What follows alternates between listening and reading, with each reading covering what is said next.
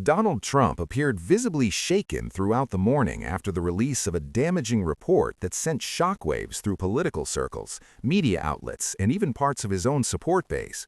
From early hours, the former president reacted with a series of angry statements, social media posts, and off-the-cuff remarks that suggested a deep sense of frustration and loss of control, and his language reflected panic rather than confidence. Sources close to his circle said he was briefed on the report late the previous night and slept very little, repeatedly calling aides and demanding explanations. By morning, it was clear the report had struck a nerve. The document outlined a range of issues, including financial irregularities, strategic missteps, and internal communications that contradicted Trump's public statements over the past several months. Analysts noted that the report was not based on anonymous rumors alone, but included documents, testimony, and confirmations from individuals previously considered loyal to Trump. This detail made it far more damaging than earlier controversies he had managed to deflect. As television cameras rolled, Trump appeared on friendly media platforms expecting support, but even sympathetic hosts struggled to defend him fully. Several conservative commentators acknowledged that the report raised serious questions that could not be dismissed outright. This rare hesitation from normally loyal voices seemed to further anger Trump, who accused some allies of betrayal. Throughout the morning, Trump posted multiple messages online, many of them deleted and reposted within minutes.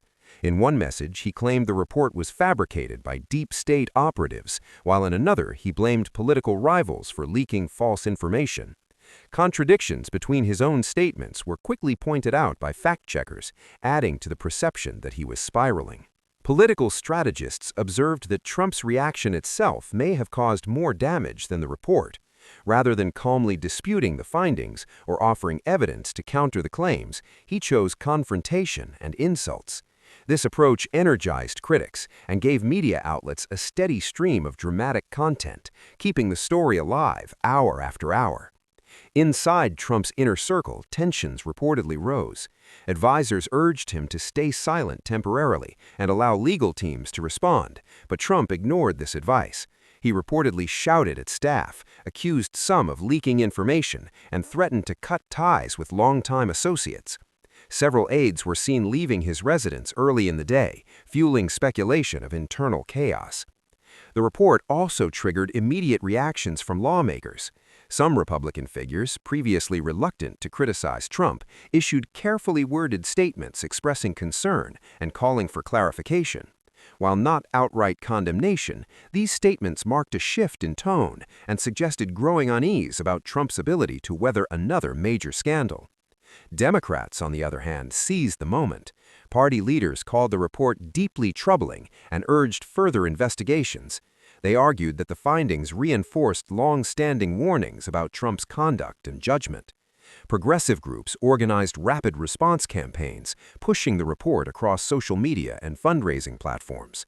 Financial markets and donors were not immune to the fallout. Reports emerged that several major donors were reconsidering their support, at least temporarily. While Trump has long portrayed himself as immune to elite opinion, funding remains crucial for political operations, and even a brief pause in donor confidence could have long-term consequences. Internationally, the reaction was swift. Foreign media outlets highlighted Trump's erratic response as evidence of instability. Some analysts suggested the report could weaken his influence abroad, particularly among leaders who value predictability and control. In diplomatic circles, there was quiet discussion about how Trump's behavior might affect future negotiations if he were to return to power. By mid-morning, Trump attempted to change the narrative by announcing unrelated political initiatives and attacking current government leadership. However, these attempts failed to gain traction. News coverage remained firmly focused on the report and his reaction to it. Every new post, every comment only reinforced the impression that he was on the defensive. Legal experts weighed in, explaining that some elements of the report could have serious consequences if substantiated. While no immediate charges were announced, the possibility of further legal scrutiny loomed large. Trump dismissed these concerns publicly, but privately, according to insiders, he appeared deeply worried about what might come next. Supporters at rallies and online forums showed mixed reactions. Some doubled down, insisting the report was fake and part of a broader conspiracy. Others expressed confusion and disappointment, asking why Trump seemed unable to respond calmly. This split highlighted a growing divide within his base between unconditional loyalty and cautious skepticism. As the morning progressed, Trump's language became increasingly personal. He attacked individual journalists by name, mocked former allies, and made sweeping claims without evidence. Media organizations responded by airing clips of his past statements that contradicted his current narrative, further undermining his credibility. Observers compared the situation to previous moments when Trump faced intense scrutiny, but many noted a key difference. This time, the criticism came from multiple directions at once. Media, lawmakers, donors, and even parts of his own movement appeared aligned in questioning his behavior. By late morning, Trump retreated from public appearances, leaving aides to handle press inquiries.